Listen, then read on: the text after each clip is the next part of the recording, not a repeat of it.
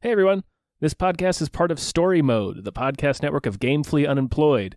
You can support us and gain access to other great exclusive podcasts like Tom and Jeff Watch Batman by heading over to patreon.com/gamefullyunemployed. That's patreon.com/GAMEFULLY unemployed, which is spelled like it sounds.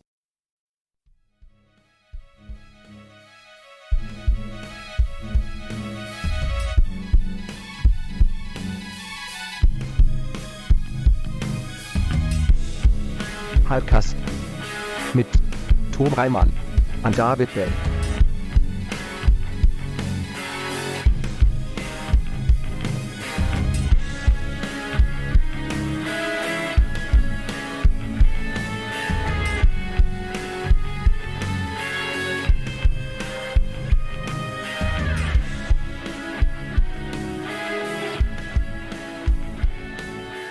Oh yeah, the hype has begun. Good. Yeah, the hype has begun. I can feel it rising up within my belly. Oh, man. Hopefully that's hype. I think that's hype, yeah. Yeah. It could be the guacamole burrito I had for lunch, but Oh, yeah. the burrito was also hype. Yeah. Hello, everyone. Hi. Welcome to another episode of Hypecast. Hypecast. The show where we get hyped about stuff and things. I'm your co-host, Tom Ryman. I'm your other co-host, David Bell. Hey. What's that? What's that I hear? Coming through the bushes. See, with a what's that, I really get to be anything I want to be. Like, it's creative play for me at that point, right? There's no gender. There's no I'm a human. It's very exciting. Yep. You could be a bear. It's a blank tapestry for you to just create on. Mm-hmm. Yeah, it's Alex Schmidt. I'm so glad to be here. Guys, thank you. Welcome. Welcome, man. Alex. Welcome. Oh, I feel welcome. to the hype. How are you doing? How was your day? It's good. I've been editing our voices. So it's been that's been great. It's been really good. But yeah, hanging in fine, and we were just talking about the fires off mic, and I'm glad you guys are okay. Yep. Yeah, I've been writing about the apocalypse for work stuff, and I keep looking outside to just see a scorched sky. It's something. Yeah, it's like you gotta look out the window and be like, this is pretty on the nose. Yeah. Yeah, come on, dial it back. Yeah, dial it World. back. Nobody's gonna buy this. Yeah. This is ridiculous. But yeah, otherwise been good. My cat keeps trying to go outside because she smells smoke, and apparently that intrigues her. She's so brave. Yeah. Yeah, brave is a word for it.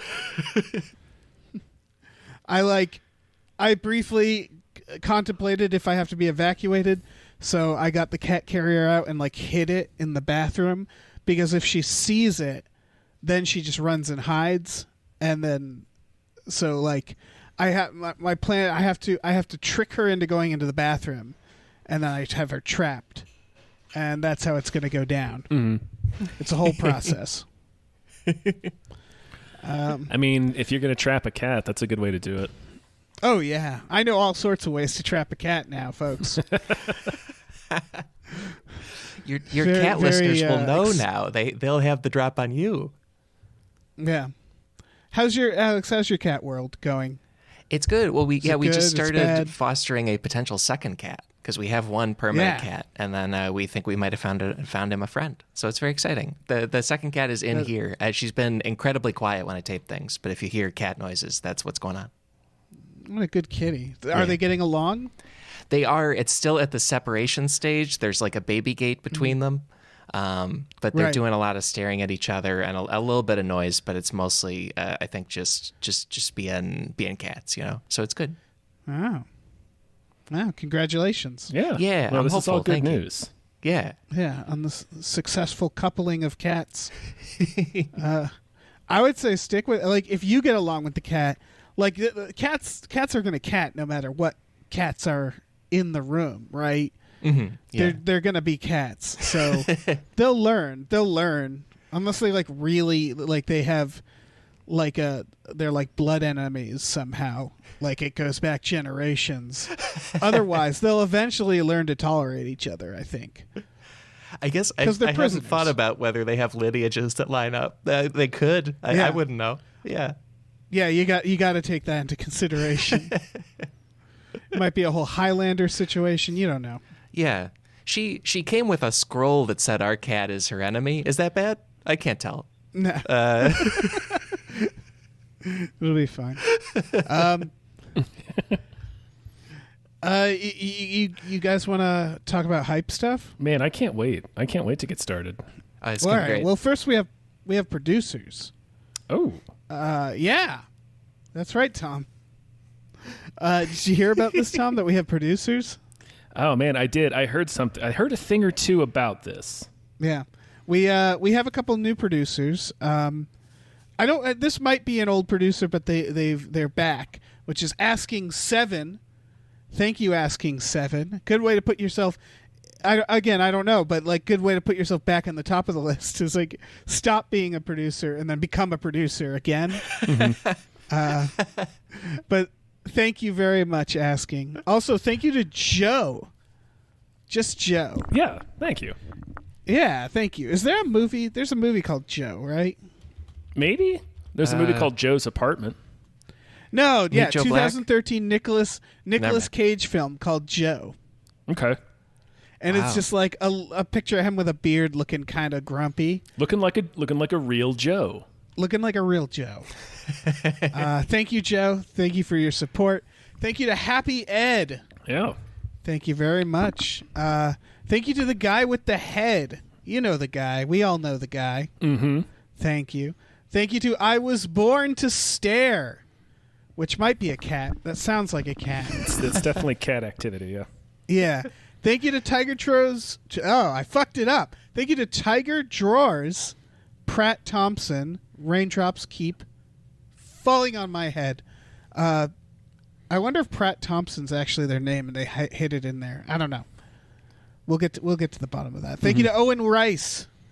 Thank you, Owen. Thank you to Dan Hackroyd. Thank you very much. Great name. Thank you to the Kool-Aid Man is a proud communist. And thank you to Guy with with a long name. Thank you very much, Tom. Why don't you say some of these? I will. Thank you to E.T. the extravagant terrestrial. Thank you to Cody you. Johnston's time machine noise. Thank you to Pete Vorpagel. Thank you to Thank you, Glitterous. Thank you, Glitterous. Thanks for having Jason Pargin on. Here's $25. Thank you. Thank you to the evil midnight patron. What patrons at midnight? Thank you. And thank you to Exploding Runes. Thank you. All right, guys. It's time to talk about the goddamn Dune trailer. Yes. Yeah, since we're all living it anyway. Yes, since we're all living it. Oh, Dune. Yeah. Dune. I did not- I knew it was coming, but for some reason it never felt like it was actually going to come. Mm-hmm. The Dune trailer. Right, because this movie's been in production for like 4 years now. I think it was announced 4 years ago. Have either of you either read the books or remember the original film? I have never seen any Dune movies or TV shows, and I read the first book a couple times, but a while ago. Okay. I've not read the book, but I remember the David Lynch movie quite well. Okay. I do not remember the movie, nor have I read the book. I knew there was worms in it. Wasn't Patrick Stewart in the movie? He sure is. Patrick Stewart plays the James Brolin role in this. Oh.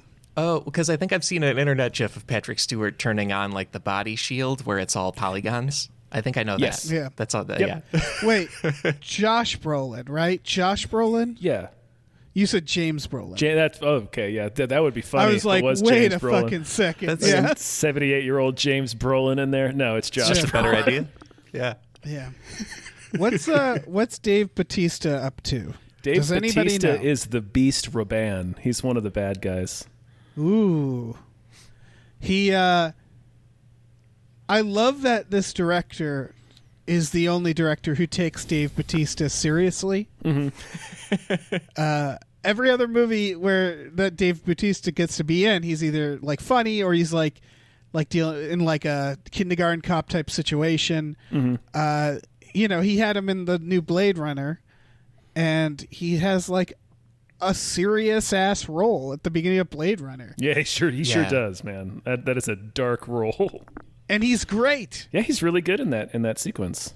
So like I believe in the potential of Dave Bautista. Like that's the only reason. Well, not the only reason, but that's one of the biggest reasons I want to watch this. Go ahead, Alex. You first. I like everything I've seen from this director. I think it's only the Blade Runner movie and Arrival that I've seen, so I'm not a completist on him. But I don't know. Okay. I like everything. Is it Villeneuve? I'm terrible at pronouncing French, and I always have to practice if I've done some research for a podcast, and I didn't. Yeah, I think Villeneuve is correct. Denis Villeneuve. Yeah, Denis Villeneuve. I think that's right. Yeah. He also did Prisoners and Enemy, which Alex I do recommend. I'm sure they're awesome. Films for sure. Yeah. Oh, cool. Yeah, Enemy's really Enemy's like I think his only movie that's really trippy. Yeah, that and like movie, kind of not literal in certain parts. But Prisoners is just a real straightforward thriller. It's real good.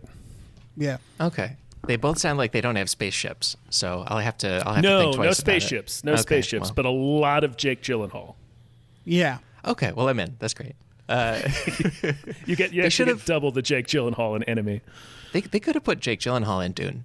If he was like Duke Yeah, Atreides, that could work fine. Oscar Isaac is good, so I'm glad he's there. But now I'm just pitching casting. I shouldn't do that. They worked very hard. Well, you could have him right there next to him, also doing the role. Yeah, they're just both playing it. Yeah. Like a school play where the kids like fight over the role, so they're like, "All right, you'll both play the role." Like I want them right in there next to him, and they're both like clearly annoyed that the other's there. Right, they're both trying to be bigger than the other. Yeah, like give a bigger performance. Yeah, that's the movie I want to see. So it just escalates until by the end they're just shouting. Yeah. This really overly dramatic Shakespearean shouting. Yeah. So this movie's going to be what, 5 hours long, I assume? Probably. It's split into two parts, with which the trailer does not make clear. Oh, okay. So this is part one. Is it? No shit. They're just splitting the one because it's a whole series of books that I have not read the rest of. Are they just splitting the one book into two movies? As far as I know. Oh, okay. Now I'm less excited, but I guess I would watch both movies if they're both good. Oh yeah, I assume it's going to have a lot of like, intense melodic music, a lot of really good Toto. cinematography. Yeah. Get Toto back in there to do the soundtrack. I don't give a shit. Yeah, fuck it. Fuck it. Yeah, fuck you. Get Toto in there. Yeah. Yeah. I don't know, man. It's quite a thing to get the world excited for Dune. People seem really jazzed for it. Like the trailer hit something like 6 million views within hours. Right. I think it's the director, right? It must I think be, it's yeah. that he has that like Nolan energy, like he's hot, he does very like people are really enjoying his movies. Blade Runner was a surprising success in terms of the quality, sequel. The quality of film, yeah. Quality, yeah, not necessarily box office. It did not do well. A lot of film nerds are rock hard for this guy, including myself. Yeah. Yeah. No, I'm fully erect as we're speaking about it. Mm-hmm. Oh yeah. Mm-hmm. I don't know. That's what's holding up the microphone. Yeah, exactly. I don't know. I don't know how you couldn't be. Yeah. When is this coming out? Theoretically, December. Yeah, December, right? Because I feel like there's like a couple meta things going on with a Dune movie right now, and one is, will it even be in theaters? And then another at any time isn't Dune impossible to make a movie, even though they did it? And then the other is the book's amazing, and so it's just like nice that it can be a movie if it worked out. Yeah. But I don't know if this will ever be in theaters that it clearly is like designed to be, Like apparently they used almost no green screens and they wanted it to be very real, and like if you're going to just chuck it on Netflix, none of that matters. Yeah, I think they would wait. I think it'd be like Tenet. And like, I don't know, depending on what happens in November, I might be ready to just go out and die in December. So like, I'll go see Dune, probably. It'll be fine. I guess at a drive-in, although I don't know how the picture sound is at a drive-in. I haven't been to one. Yeah. I do want to try a drive-in because there's a bunch around LA. I was really bummed because I heard Guar is doing drive-in shows, but they're only in Richmond right now. In Virginia, so nothing in LA, but seeing Guar at a drive-in sounds like a fucking experience. Yeah, that would be dope. Guar at a drive-in in Richmond, Virginia is such like entertainment Mad Libs. Like, why are all those things put together? Well, they're out of Richmond. Oh, okay. They're out of Richmond. I see. They also have the Guar bar is in Richmond, I believe. Wow. No, and I don't know. Yeah, it'd be great. You'd have to go to a car wash afterwards because they'd spray blood all over the cars, one assumes. Yeah. It would just be a lot of fun. But yeah, I don't know. I'm going to try to see Dune. I'm going to brave the apocalypse to see Dune. Sit in a theater for again, probably 5 hours still for part 1. It's it's all I want. That one like thing that jumped out to me from just my own perception of how the books feel is I feel like Timothée Chalamet is a very good pick for that role of Paul Atreides. It makes a lot of sense to me from what I remember of the book. It's like a young kid who's like still figuring out how to be a hero, but also could be a hero is the vibe you get, and is like a little bit of a princeling at the start, like not that tough, not that ready for the desert. I think he's a good pick. He for definitely. Yeah, he's got princeling vibes for sure. Yeah. He's heavy princeling. Right, he's definitely got the dandiness down. Yeah. Yeah, Kyle MacLachlan played him in the original. And I can see that too. Yeah. Oh, like young Kyle MacLachlan? That could work, I guess. Yeah. Very young Kyle MacLachlan. Yeah, I think he was like 20 or something like that. Yeah. Excited for Dune. Yeah. Yeah. There's a bit of controversy around it that I noticed online. Explain it. Basically, it's the book is sort of based on and also borrows heavily from this other kind of very racist book. It's basically white erasure of MENA culture, Middle East, North Africa. Like it's it's like white appropriation and erasure of that culture. So there were a lot of people who were when this movie got announced were looking forward to maybe seeing that reflected in the cast, and it absolutely is not.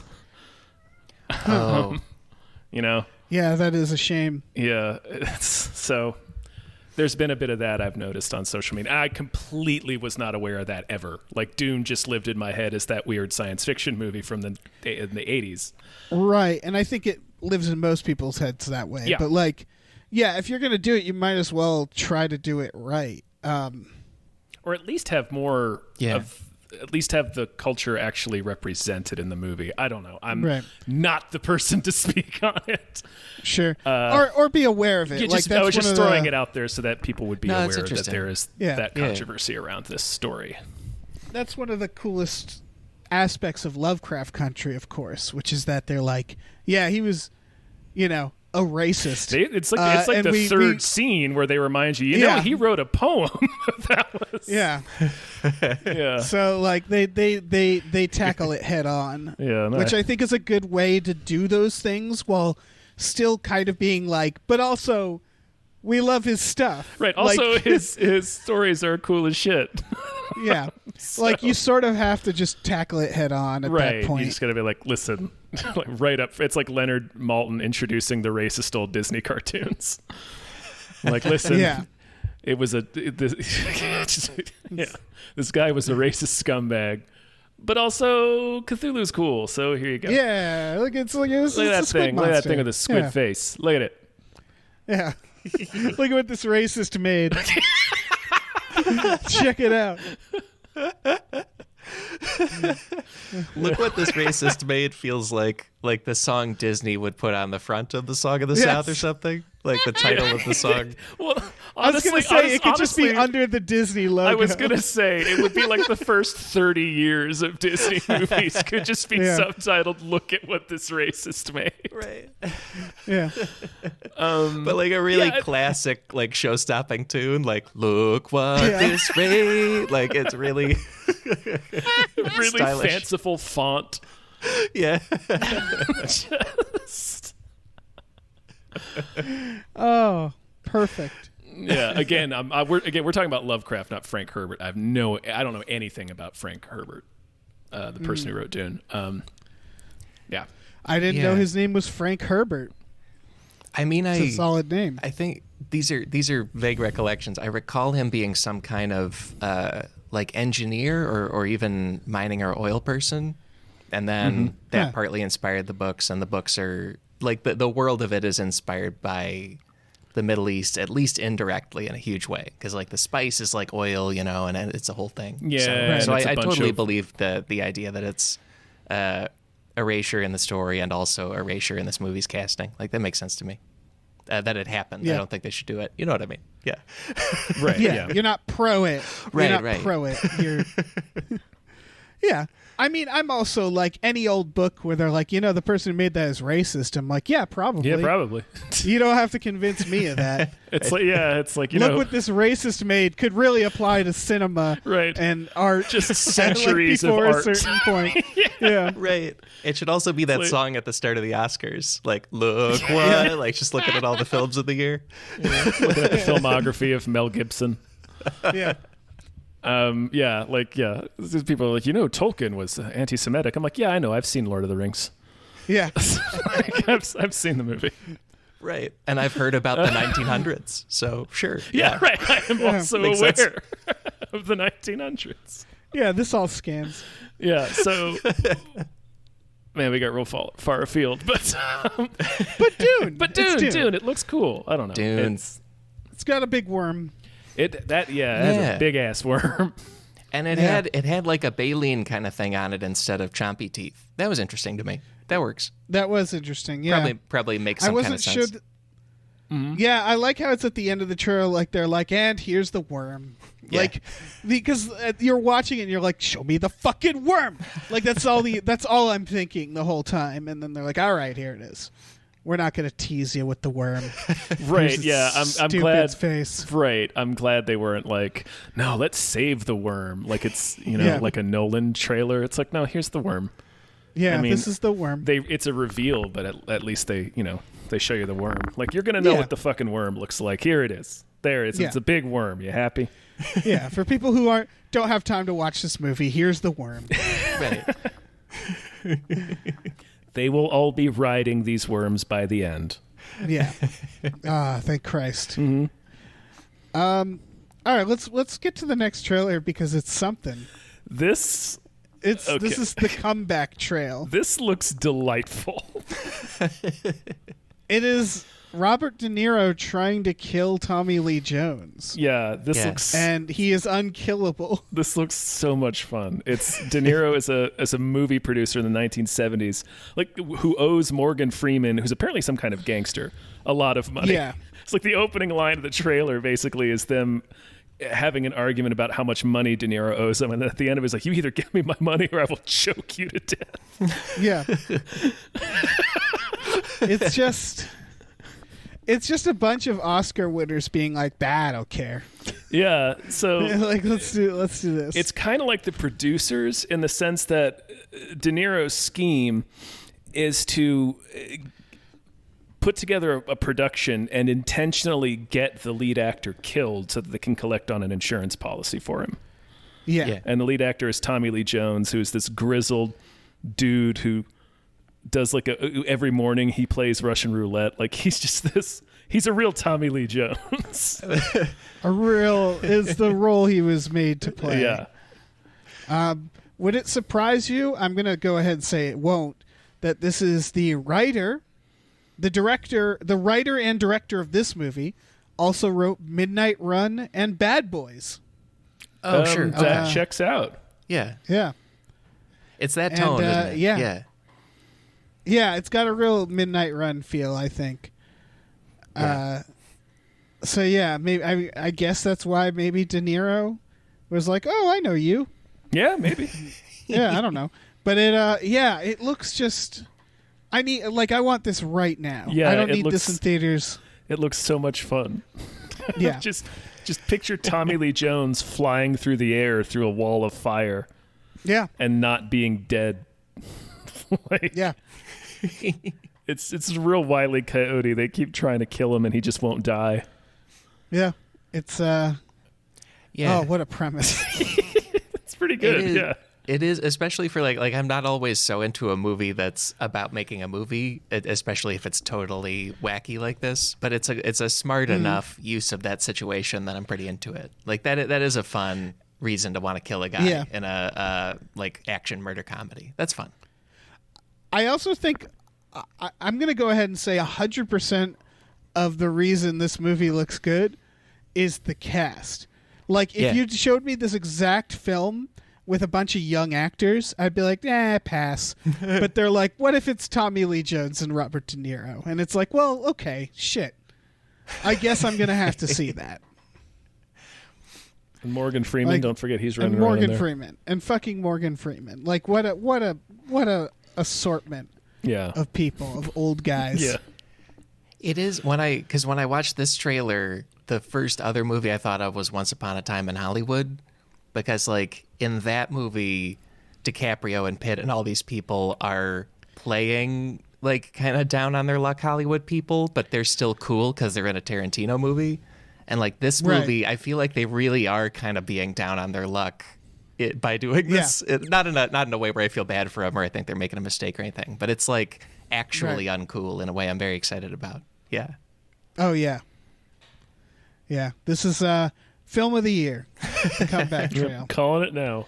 Forget Dune. Just this is it. A production it was short on sandworms, trying like hell to kill Tommy Lee Jones. Yeah, right. Yeah, the sandworm shows up at the end and swallows Tommy Lee Jones, and he just punches his way out like in Men in Black. 100%. God, and he's still like the same amount of old that he's been for like the last 20 years. Right. He'll like, never when be is he decrepit. gonna hit the next? He'll just always be old. Yeah, when it's weird. Like I don't know when he's gonna hit that next stage. Never. Of old. I don't. Maybe he won't. Maybe he's just going to be that. I don't know. Yeah. I don't know. Permanently I don't know. 65. Who can say? Just permanently. Yeah. Yeah. Right there. He's been right 65 since like 2000. Yep. He started as 40 in his first movie in Love Story, playing a college roommate, I believe. Oh, wild. And he looks, if you Google Tommy Lee Jones Love Story, you will see a 40-year-old man. Like, I'm doing it right now. And he's like, yeah, like he looks fucking like a 40-year-old man. Yeah. God damn it. He was never young. Yeah. Just This is the youngest we've seen him, and he looks 40. It was some kind of would you rather, where it was like, would you rather be normal age, moving at normal aging, or would you rather start your life at 50 and move at like 1/5 the aging of other people? And he took the weird answer. Yeah, exactly. He picked that one. He took the weird one. It's fun. Yeah, he took the answer where the genie was like, really? Okay. You sure? Yeah. That's not the one we usually get, but okay, sure. I mean, it's your wish, buddy. Yeah, and you will be dubbed Tommy Lee Jones. Dave, I like that you said we, like the genie goes back to Genie Co. or some corporation. Yeah. You know, like, we got one. I don't know. Like at the office. Yeah. Oh, yeah, all the genies hang out together. Oh, for sure. All right, well, we got another trailer. This came out today. It's for Freaky. This is from the writer of Happy Death Day. So no, it's from the director of Happy Death Day. Director of Happy Death Day. Yeah. So they clearly have a niche, which is we're going to take a horror plot and mix it with a comedy. Like Happy Death Day was like, we're going to do slasher plus Groundhog Day. And now this one is we're going to do slasher plus Freaky Friday. It's a pretty good idea. And Tom, if you remember, we discussed this plot Well, like we don't remember. Okay, maybe it wasn't me and you. On one of the podcasts I talked about, and they're still not doing it in this, of doing a Freaky Friday movie, a body switch movie, where one of them takes the other body hostage and starts we did mailing talk about them that. fingers and stuff. Yeah, this is as close to it as we gotten. This is about a teenage girl who body switches with Vince Vaughn. And if that's not horrifying enough, he's also a serial killer. A slasher killer. And so, yeah, now her body is inhabited by a real Jason Voorhees type. And she's Vince Vaughn. And it looks more like a comedy than a horror. I don't know. What do you guys think? I think it looks fun. Yeah. Yeah, same. I think it looks like a good time. And that actress I remember from Blockers. She was very good in that movie. So probably in this too. And then Vince Vaughn seems good in the trailer. Yeah. Happy Death Day is like, I don't know what you guys' thoughts on it. I thought that was a fun movie that I don't think about much. Yeah, I mean, I really enjoyed it. Yeah. No, I did. Yeah, I didn't hate it. But it didn't leave a impact on me. Mm-hmm. So I don't know. I hope this director kind of expands from I'm going to do a horror movie with a wacky gimmick. Or he runs it into the ground and does just increasingly bad ideas in a way that is humorous to us. Yeah. That would be fun. What's the next comedy he should take from? I don't know. And mix it with a horror. What's a bad idea? Caddyshack? Like just somehow that's horror? I don't know. Caddyshack, but horror. Get it done. Yeah, like I'm not Ted sure Knight how is a serial that would killer go, somehow. I don't know how it would work, but that was just off the top of my head. I don't know, I think you picked a good one. Or like any Rodney Dangerfield film, which are all kind of horror movies already. Tell you I get no respect. He's stabbing a woman to death. Yeah. Just do Ladybugs. I mean, well, he's just do him in the beginning of Natural Born Killers. Oh, yeah. Where he's got like the laugh track and everything. Yeah. Or Dangerfield in Back to School, but then the flip is like Kurt Vonnegut is the murderer, right? Then I'm excited. Right. Then I'm seeing that. Why? Yeah, now I'm on board. Yeah. I need to stop for a second. Why is he in that movie, Kurt Vonnegut? They in one Why? we looked into it when me and the great Michael Swaim were making Kurt Vonnegut, and as far as we can tell, they just asked him to, and he said yes. He like brings it up in one of his letters that's collected in a collection by Dan Wakefield. Yeah, I guess He's they just like, asked him. no and one he ever said asked yes. me before. Yeah. He likes being in stuff. It seems like he just wanted to be. Famous. Is he in other things? They made I think a Canadian anthology show that I've never been able to see of some of his short stories, and I guess he like kind of hosts it, if I remember right. But he's not in a lot of things. Back to School is kind of the main cameo. That's fucking wild. Yeah. And he plays himself, right?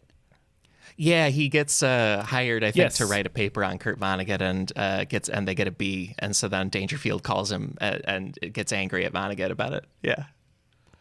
Oh my god. Yeah, the whole fun. gag is like the professor's like, clearly this person has no understanding of Vonnegut. Yeah. What were we doing? Oh yeah, Freaky. Yeah, freaky. Yeah, I don't know. It looks fun. Yeah. I don't have any other thoughts. It also Yeah. the trailer reminded me of Mean Girls a little bit because it's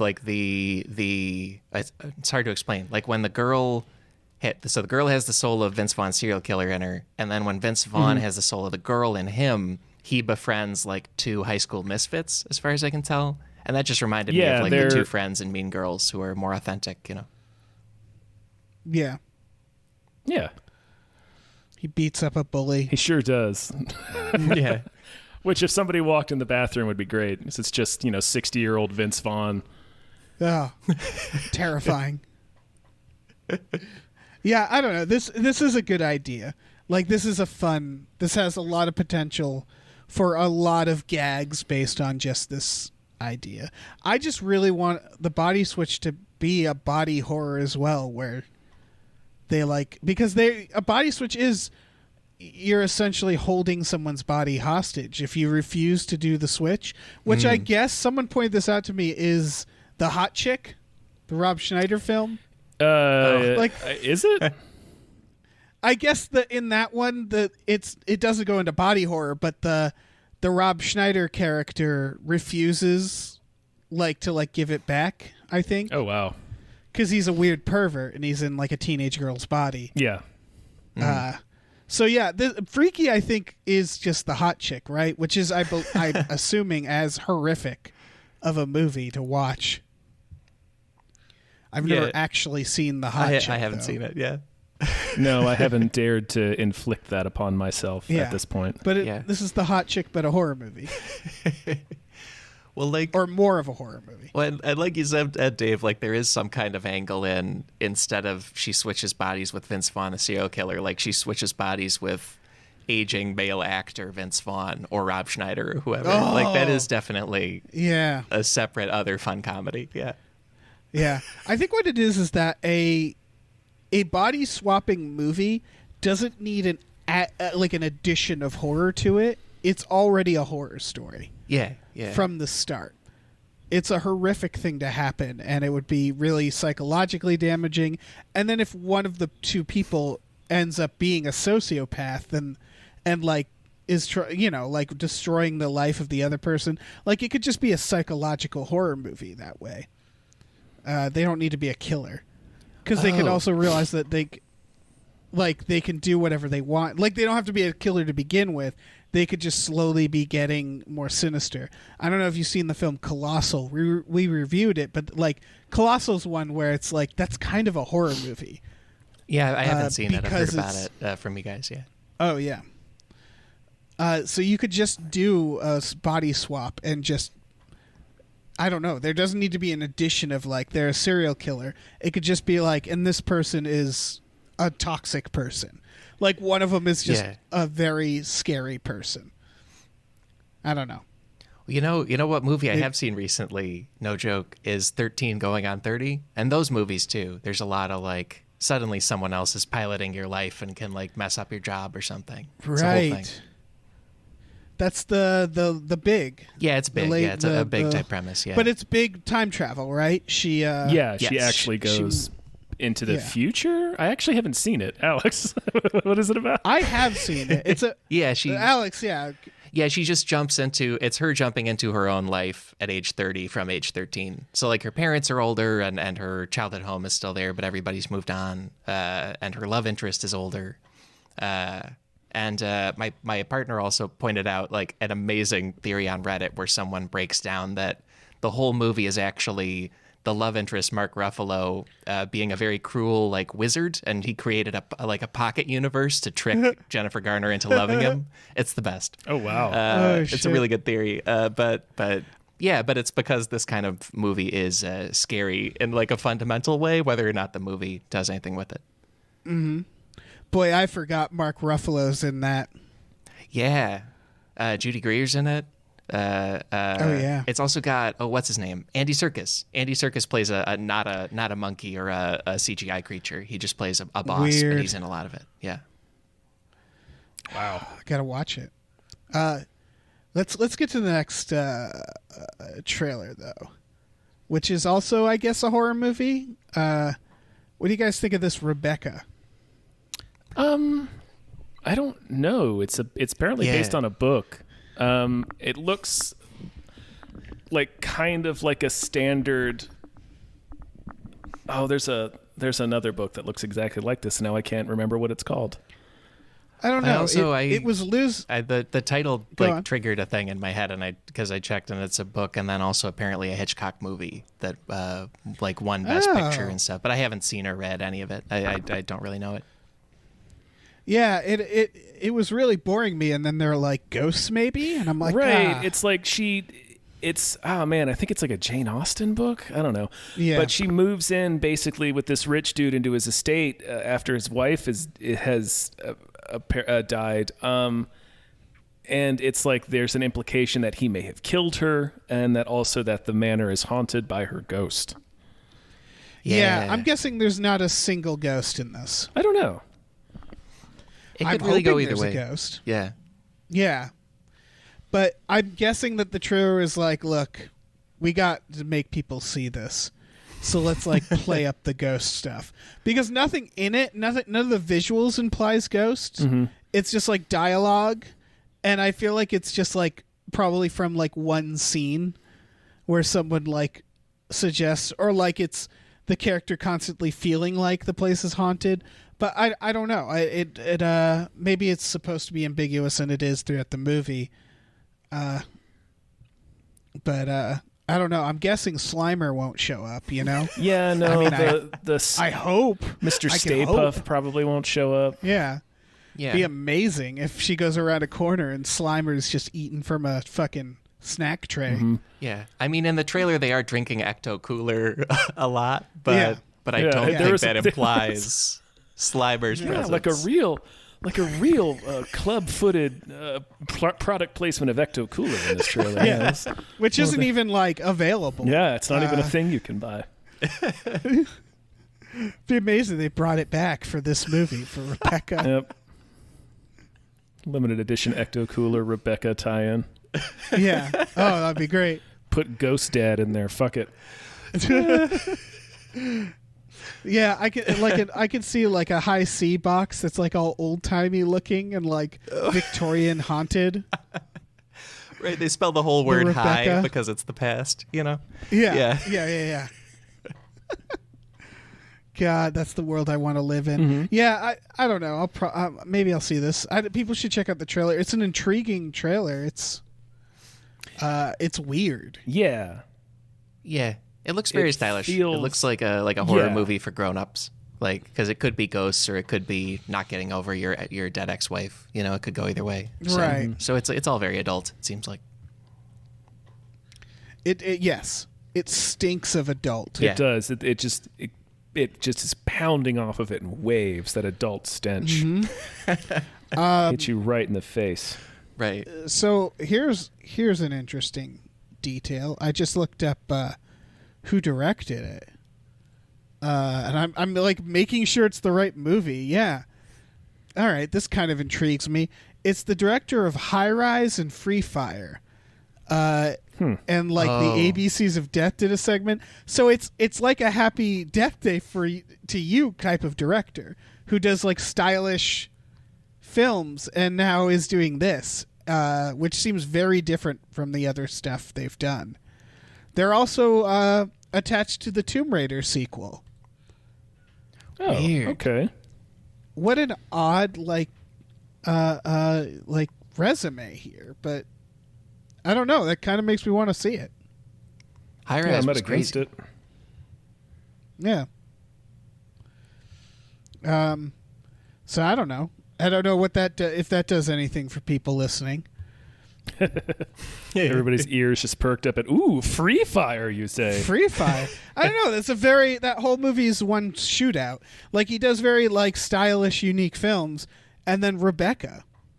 So fucked if I know what that means. Looks like he did another drama before this, so they have range. That's the point. That's fair. Yeah. Yeah, and his next film after this is about people killing nocturnal monsters. Sure. So fucking Jesus. All right, next trailer is for Wolfwalkers. This is on Apple TV. It's a cartoon. It is. Yeah. I really like the animation style here. It looks very storybooky. You know what I Yeah. mean? Like it's hard to explain, but it's like it looks like you're watching the characters on the page of a book move. Yeah. Oh, wow. Yeah. Apple TV, they're trying some stuff. Yeah. Like I don't know how many people are subscribed to it. I don't know how, if they're worried, but they're being bold about what they choose. Mm-hmm. And yeah, this looks pretty fun. This looks, it's for kids, but it's for kids and stoned adults. And so like, yeah, I'll watch this. It looks pretty beautiful. And it's, I don't know, about a little girl in the woods, and there's like Wolfwalkers. Yeah, it's basically a girl gets lost in the woods and meets this other little girl who lives with wolves and has the ability to, sort of like the Stark children in Game of Thrones, has the ability to inhabit a wolf while she sleeps. Right. Unlike the Stark children, maybe it'll matter. Right. Maybe it'll actually fucking mean something in this. What if it doesn't? I mean, what if this movie just spins off into it'd be a bold 7 swing. seasons and doesn't go anywhere? Yeah. What if George R. R. Martin made Game of Thrones just so he could make this? Like, he was like, yeah, I'll do that for them, but this is my real passion. My show, right, Wolfwalkers. I gotta get the wolf. Yeah, I gotta get wolf children in the zeitgeist first. Yeah. So Wolfwalkers will be hot. Yeah, I don't know. People should check out the trailer for this. It looks. Yeah, Tom, I think you described it best. It's very unique looking. And it's one of those things where it's like more children's movies should look different, Right. Like And- there should be a variety. Yeah, and I'm not knocking the CG style. I like it fine, and it's obviously the standard now, but it's nice when things break away from that Yeah, and make like just a really strong visual statement. yeah, for sure. All right, final trailer is for Rent-A-Pal. This is Will Wheaton. Yeah. Yeah. And it's like the 90s. It's about a guy who uses this Rent-A-Pal service. I read about it a little bit. Like, it's obviously one-sided. He's talking to these tapes of Will Wheaton, and the tapes apparently get slightly more sinister as the movie goes. They seem to be able to see him and know what he's doing. Yeah. But it's still Will Wheaton being very genial, which I'm kind of into. It looks like I kind of don't know exactly what the tone of this movie is going to be, because the main character seems to also be kind of a creep. Yeah. Yeah, he's a little weirdo. Mm-hmm. But it looks interesting. Yeah, first-time director. It's weird seeing Will Wheaton. He hasn't been around, it feels like.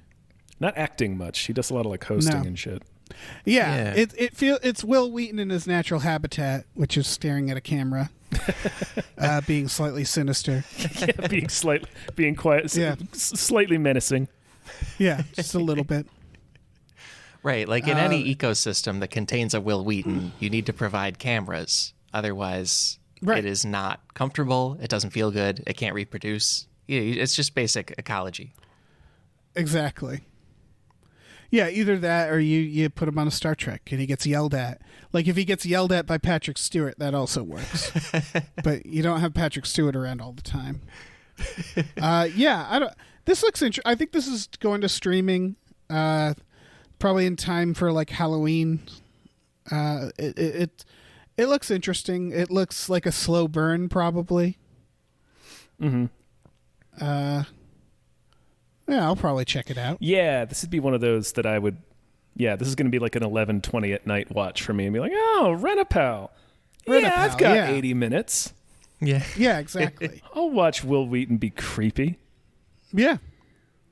Fuck it. Yeah, it is one I do not need to see in a theater if I'm going to see it. Like, you can just throw it on. Oh, yeah, no, Right. for sure. Oh, apparently it's coming out today. Oh, well, shit. Oh, All right. Today being 9/11. Yeah. Yeah. I've It, invoked it, never I forget. guess. Wow, that was fast. Yeah. All right. Everybody, I guess go from this to just immediately watching Rent-A-Pal. If you feel like it. I don't know. All right. Well, that's trailers, you guys.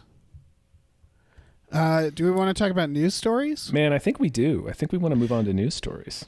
All right. Well, first we got some producers to name. Producers like shit. Andrew, how. Thank you, Andrew. Thank you to Vincent, our resident vampire. Mm-hmm. Although I don't know, we might have more than one vampire on here. You never know. But thank you, Vincent. Thank you to Reverend or Rev MD. Thank you. Thank you to John Munez. Thank you very much. Thank you to Wavy Rancheros. You sound delicious. Thank you to Mr. DNA. You're great. Thank you to Lauren Gucci. Many, many thanks. Thank you to Bootler Boodleson. Woo! Thank you. Yeah. Tom, why don't you? All right. Well, oh man, we want to give thanks to Grumblebee, Grumblebee, Tux, Shepherd Mulch Diggums, thank you. Norm from Cheers, thank you. Norm. Davy Francis, Davey. Space McNulty, Always a pleasure. Hiram, and oh great, it's that guy. Oh, great. Woo, we did it. Woo. Thank you. All right, let's talk about these new Oscar inclusion rules that have been sort of talked about on the internet. Alex, you pointed out in the notes something that I'm also pretty sure of, which is that this isn't going to change anything.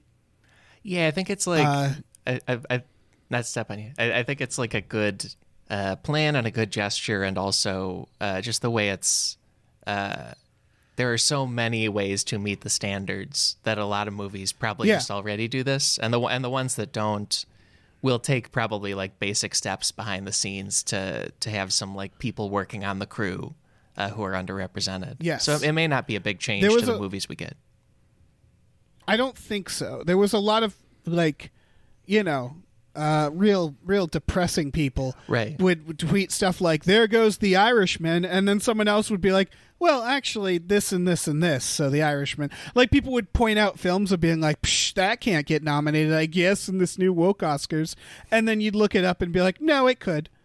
It really doesn't change anything. In fact, you could argue maybe they need to be like higher standards even if it doesn't change anything. But like, yeah, I it's nice. Like should we go over the inclusion rules? They're a little confusing. We don't need to go over them in their entirety, but like... Okay. The idea is that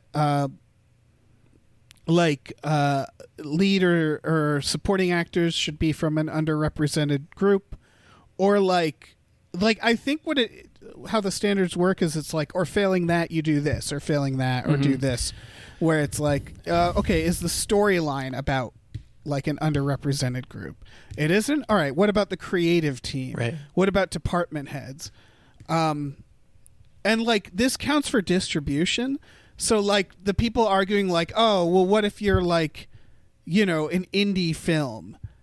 What, you can't get an Oscar? And it's like, well, if your distributor picks you up and that's a company that has like an internship with underrepresented groups, then bam, you're qualified. Like, I think it's extremely easy for almost any film. Yeah. Under these guidelines. It is. Because it's like they give you, I think it's like A, B, C, D, and you have to meet like one from each, I think. If I read it right, I think it's A, B, C, D, and you have to meet two of them, and there are also several ways to meet each of them. So it's very flexible. It seems like the main thing would be if you're making a movie that's entirely about white men, you would need to then like make some hires behind the scenes that are not white men, and that would cover it. That's like the only main change I could see things needing to make. Right. Which is fine. Like, great. Yeah. It's right. Yeah. I hope it helps. Yeah. My only fear is that it's not enough. I mean, but maybe I'm wrong. I think hopefully it's meant as just like a starting point, I guess. Yeah. Yeah. And I also may not totally understand it. Like, it was a very long list of rules, Right. and I don't know. But it seems like they're trying to do something. And with all this stuff, you just have to hope people's intentions are good, and then also agitate if it's not doing the right thing. Right. Because the biggest problem has, and hopefully not always will be, but has been for a while, that the underrepresentation is not easy to see because it's often film executives. It's on the back end. It's the higher ups, which is like kind of the problem. So like that's really like, and that's the root of the problem, because it's the people deciding what movies will be made and how much money they get and all that. So like that's really like the trouble area. So anything they do for like behind the scenes would be good. But I don't think these standards really go to executive level. It looks like Right. A is for the cast and storyline, B is for the crew, it looks like. Yeah. C is I for it's good, but it's also like it's not. I feel like you could very cynically meet the standards. You absolutely could. Oh, sure. Yeah. Like you can hire like a few interns here and there. Like it is a good start. I just wish it was actually more, and actually tackled the issue. But I don't know. It's something. It's something for people to complain about on Twitter. It sure is. So there's that. Yeah. That's fun, right? Yeah. You guys definitely read the comments when you saw this on Twitter, right? Oh, 100%. You Yeah, I definitely, definitely yeah. dove down this hole. No, I didn't do that to myself. I mean, there's a lot of scholars down there. There's a lot of philosophers. That's true. You know. Yeah. Some really great Yeah. minds. Yeah. Yeah. Yeah. Philosophers. That's the word that I was looking for. you It know, eluded The me. marketplace of ideas, you know? Yeah. It's a real marketplace of ideas. Yeah. Yeah, it's also because also with this kind of thing, like it is the kind of thing that movies and studios could cynically work around, and then it's also the kind of thing that right wingers can cynically exploit for a month of content. You know, I'm the most Yeah. upset about that. People being like, Yeah. "Oh, there goes Yeah. Hollywood censoring stories somehow," but that's not true at all. It's not what's happening. Right. It's this exhausting process where people are going to say that, and then people have to go the effort to be like, no, not really. Right. And it's like, like, it's too much work. But yeah, I don't know. It's a good start. Good start. Yeah. So, other story. There's a new Borat. There is. Yeah. I saw like, I don't know, tweets about people seeing like Borat wandering around. Mm-hmm. And now we know that there was one that was already shot and apparently screened. And I don't even know what this is going to be. Yeah. I don't They just know. did one. I mean, That's amazing. They just did a Borat. yeah. Yeah. He's been pretty active over the past year. He crashed the Trump rally and Yeah. some other. He's been vocal about Facebook. Yeah, this will probably. I would guess that this movie is going to pop up somewhere before the election. Yeah. I'm wondering if it'll have any political, like the first Borat. It's a little political, but it's like it also had the advantage of like I feel like it's hard to be Borat, right? To walk down the street and be Borat because everybody. It's like dressing like Austin Powers. Yeah. Like everybody's just like, oh, it's Borat. Like it's hard to trick people as Borat. Yeah. It depends on where So- you're going and what you're doing. Yeah, that's true. Because there's a certain, I mean, obviously way more people would recognize him now, but there was a certain group of, cast of people who would have recognized him back in 2006, whenever that original Right. movie came out. So it really just depends on where he's going and what he's doing. Yeah. I mean, clearly it was a success. Yeah. He made a whole Borat about He it. did, yeah. I wouldn't be surprised if it pops up on like Showtime, since that's where he did his show. Yeah. Yeah, I don't know. That's interesting about like the idea of it being aimed to come out before the election or like intended to be before the election. Like I'm sort of dreading the middle of October, late October, some movie and TV people all at once being like, "Don't worry, we made the like extra Murphy Brown episode that the nation needs right now." Like I don't need any of that from Hollywood at all. Let's just do the democracy stuff. Yeah. That's totally a guess on my part. What if just based on what he's been doing for the past year? What if this is the movie that'll heal America? But We like, don't know. it's probably not a crazy guess. Like if it's done, and if theaters are all shut down, so everybody's just putting stuff online. Like I don't know, they might just put it out. Like it could happen. Yeah. Yeah. I think I don't know. I'm maybe I'm being too hard on Borat. I liked Borat from what I remember, but Yeah, I think like this is the perfect time for America to shrug and go, "Oh, Borat 2," and like turn it on all together, and we'll all watch it. We'll be like, "Oh, cool. Okay, Borat 2. Cool." Yeah, I made another one. All right, Borat. Yeah. Shit. Let's do another Borat. Yeah. Fucking weird. I mean, why wouldn't we do another Borat? Yeah. Yeah. It seems very late for another Borat, but maybe that's what makes it perfect. Mm-hmm.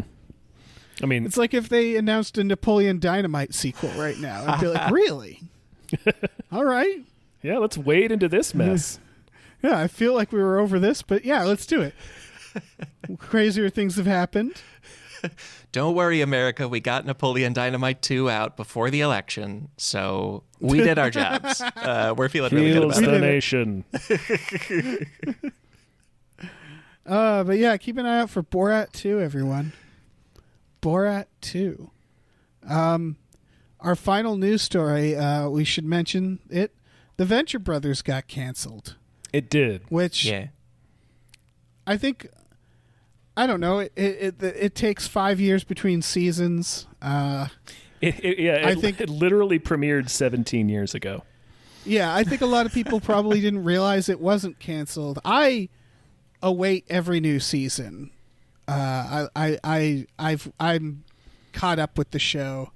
I don't know about you guys, but I've seen every season, and I am kind of bummed.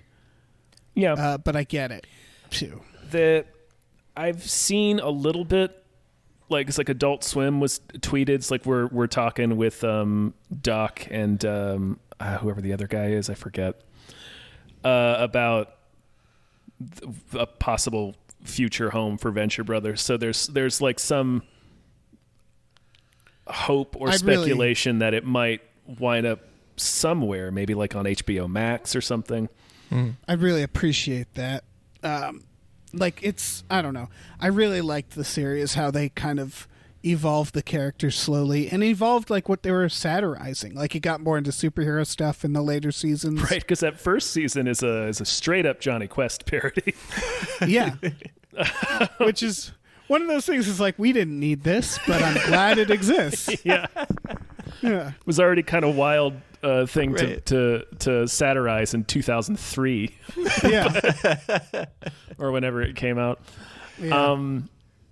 But yeah, I think it seems, and this is pure speculation on my part, and I think, Dave, we talked about this a little bit off mic yesterday. Like the AT&T merger with Warner finalized, I think, in June or earlier this year, I believe. And they've been chopping off heads at Warner Brothers for the past several weeks. Yeah. Like if you remember, last month they wiped out DC Comics almost. Yep. Tom, why would you be interested in DC Comics having something happen to it? Do you make a podcast about Batman or something?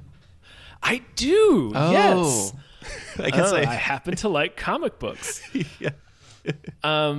Which is, I mean, I don't know. It's they've done more than that. That's just the biggest example I can think of. So it seems like AT&T is only concerned. Like it seems like this was a decision that was not made by anyone at Adult Swim. Is what I'm getting at. Oh, for sure. Yeah.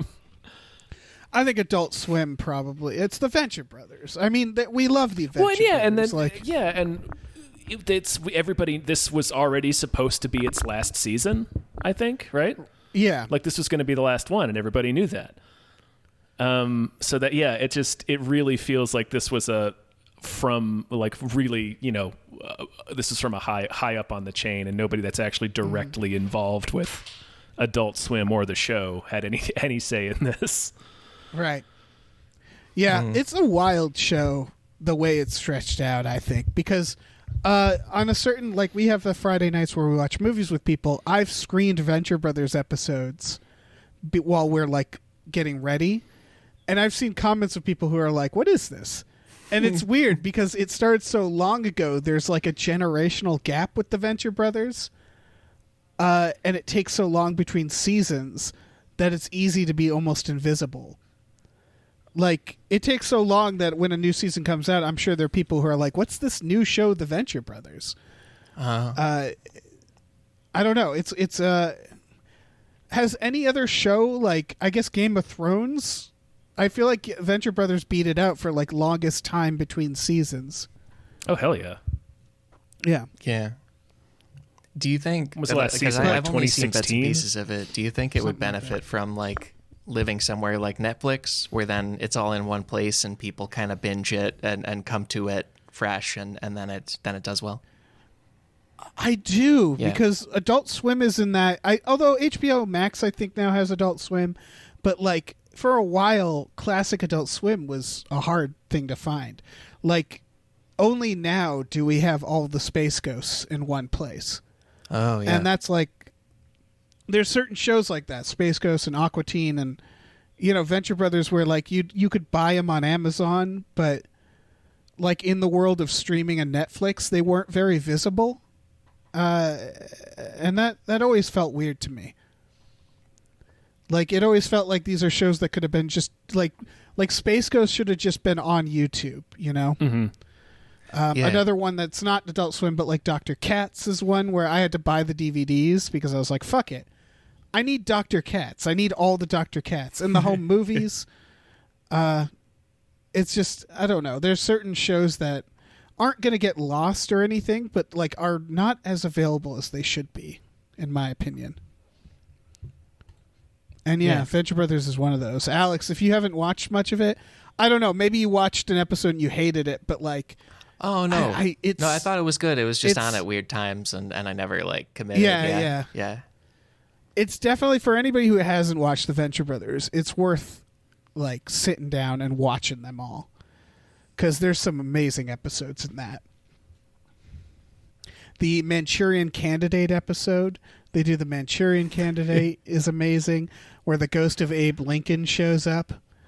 It's, I don't know, it's beautiful. It's a beautiful show. And I hope they find a way to make a new season of it. And it really seems like it would benefit from people being able to watch it all in a row, because, like, I know what I saw seemed to have some references to stuff where I was just like, I'll just kind of keep up, I guess. But it's probably more fun if you can sit with it. Yeah, that's the most interesting thing about the Venture Brothers is that, like, in a time when it was Adult Swim and stuff, it was like you sort of have to watch them in order because there was a story, especially in the later seasons. Like, it was like, it wasn't like just like bottle episode after bottle episode. It was like there's actually like a running story throughout. Like the first couple seasons were less like that, more like serialized. But then after that, it became a whole thing. It's fantastic. That's news stories, folks. Woo! Do we want to? I think we got a couple more producers to name, right? Yeah, just a couple. You know, big thank yous. All of the I'm reaching into my pockets and I'm pouring out. Thank yous. Gather up those thank yous. Yeah, thank you to Lef. Thank you so much. Woo. Thank you to Nolan Mayton. Thank you. Thank you to Joshua Graves. Yeah. Thank you. Thank you to Normal Man, Andrew McGuire. Thank you very much, Andrew. Not believing it for a second. Mm-hmm. Thank you to Ozzy. Woo! Yeah. Thank you to AJ. Woo! Thank you. Thank you to Tip Drizzle. Yeah. Tip Drizzle. Thank you to Frankly Amish. Thank you very much. Mm-hmm. Tom, why don't you? All right. Well, we gotta throw some thanks in the direction of Mrs. Voitis, Mrs. Voitis, the ghost of Dave Thomas, Aaron Burser. Thanks Aaron to Aaron Burr. Burser. To David Knife Boot Knife Hinson, Boot. MBA, CPA. Thank you. Thanks to Christopher Robert Sparts, Esquire. Thanks to Thank you. Mackenzie Righteous Hand and Lizard People Chill. Thanks to Funky J, and thank you to Pie Guy. Thank you. Oh, man. We're almost at the end. And I feel like there's something missing. I don't know. There's something I don't know what feels that could be. Incomplete. No idea. Unfinished.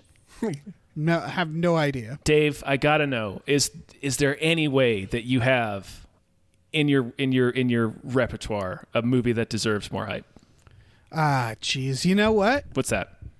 I think I do. Oh yeah. Yeah. Yes! This is coming out as a virtual theatrical release, which means I assume it won't be on streaming. It'll be like a website, one of them websites on the World Wide Web that you go to. But I'm sure it'll be on Amazon and whatever. But this is called The Dark Dave, will Divide. it be on the Information Superhighway? I think it'll be on both the World Wide Web and the Information Superhighway. Oh, okay, yes. cool. Yeah. This is coming out September 18th. The Dark Divide. Sounds like a horror movie, but it is in fact David Cross hunting butterflies. This movie looks delightful. It's David Cross. It was made produced with the National Wildlife Federation, which I think is fun. It's based off a book. It's about a man whose wife passes away due to cancer, and he decides to go for a month hiking this national forest in Washington looking for butterflies. So it's David Cross just, hunting butterflies, which I could just watch that for 2 hours. But apparently he gets like a bunch of adventures with like loggers and like people living in the woods. And also he hunts Bigfoot, I guess, in the movie. Apparently It's there's like a Bigfoot. Yeah, if you go to the about page of this film, they like the last paragraph, they're like, and also Sasquatch. It's like, wait, what? Because it's not in the trailer. Well, there's a Bigfoot footprint in the trailer. Oh, is there? Oh. Oh, okay. That was going to be my question for both of you is when I saw the trailer and didn't notice any Bigfoot stuff, was I crazy? Because, I then I read this description and I was like, that's a lot of Bigfoots in the movie, apparently. Yeah. What do you guys think? What is this? What is this to you? I don't know. This looks like it could be good, like in an emotionally rewarding way that's sort of uplifting. But I don't know. I'm curious about it, definitely. I just want to see David Cross hunting butterflies and getting into adventure scraps. Getting into scrapes with big feet, apparently. Yeah. Some Bigfoots. I don't know. This just like right now in this world that we live in, it's nice to see nature and David Cross in his natural habitat, just wandering around nature, doing jokes probably. I saw a few comedians in here. Yeah, it looks very indie, feel good, but I don't know. Maybe that's what people are in the mood for. It just looks bittersweet and fun, and apparently has Bigfoot in it. Apparently there's Bigfoots. It's like, it's like the man who killed Hitler and then the Bigfoot, but like right. David Cross. Right. Yeah. It's the comedy. You watch that movie and then you watch this movie. That's what you do. That'd be a real roller coaster. That was one of the most unexpected watches I've ever been through. Yeah, that's a hell of a film. Yeah, it really is. Yeah, I haven't actually seen it, Yeah. but the title is an adventure just on its own. It is not what the title seems to suggest. It's actually like a very profound drama about loss. Yep. Oh, man. It's not like they advertise it as like hobo with a shotgun or something, Right. like the Right, posters and stuff. But it's just like a really good drama. Yeah, and it's also kind of about folklore, like the nature of folklore.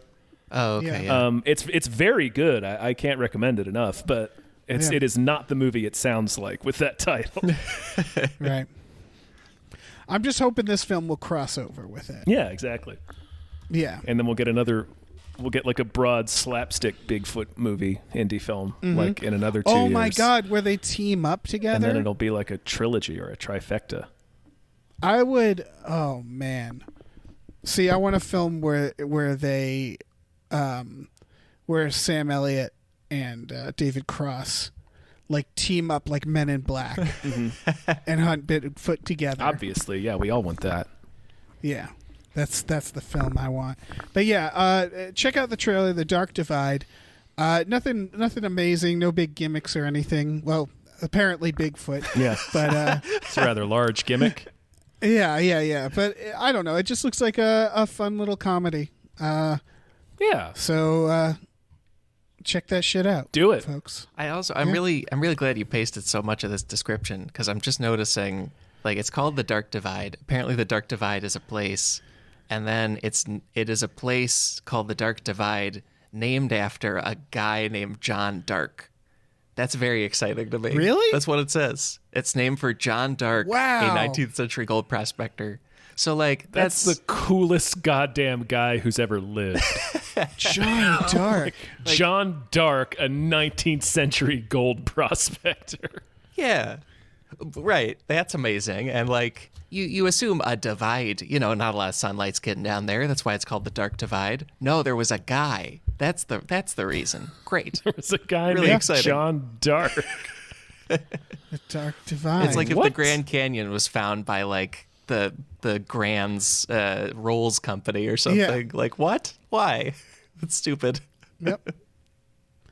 Also, like, it's an area that's known for like fights with logging companies. So do you think it's a divide just because it's a clash? Like, do you think it has nothing to do with the geographical location? It's just totally normal land, and it's named after a guy and strife with companies. Yeah. Yeah, it's the Dark Divide. Yeah, that's I don't know. That's fucking weird. But yeah, that's it. That's the movie. That's the movie I want everybody to know about. And now they all do.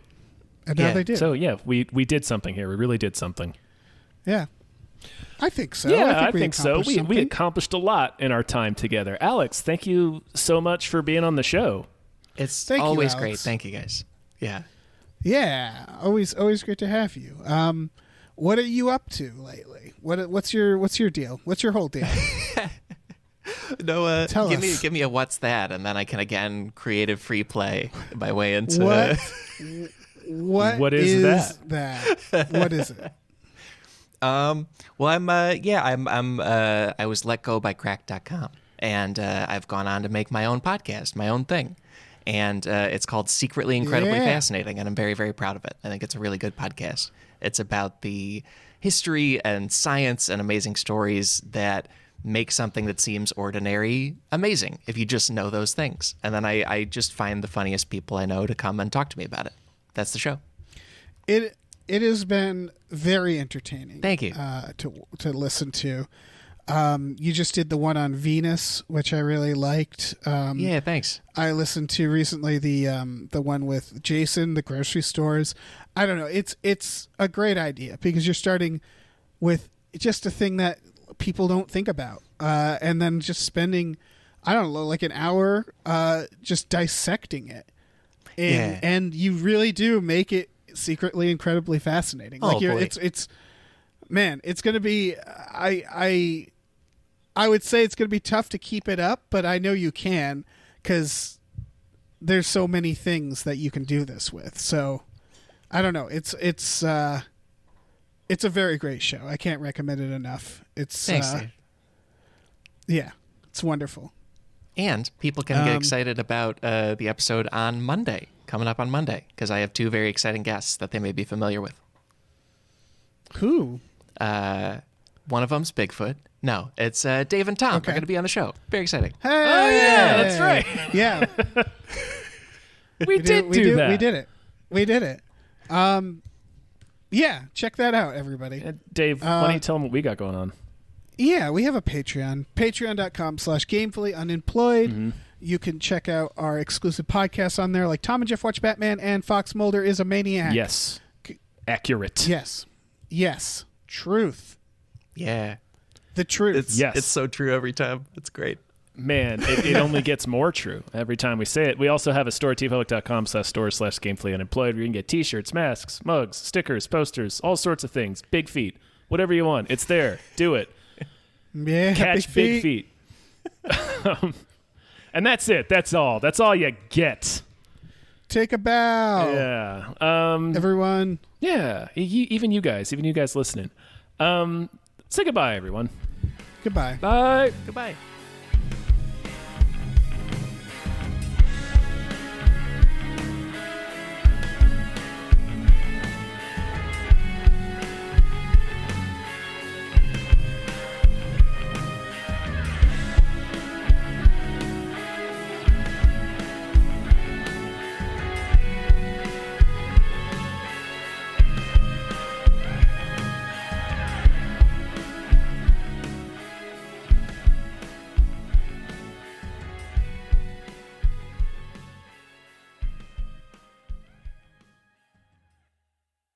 Our music is produced by Chris Corlew. You can follow him on Twitter at @thecorlew, Corlew, and find more music at shipwreckedsailor.bandcamp.com.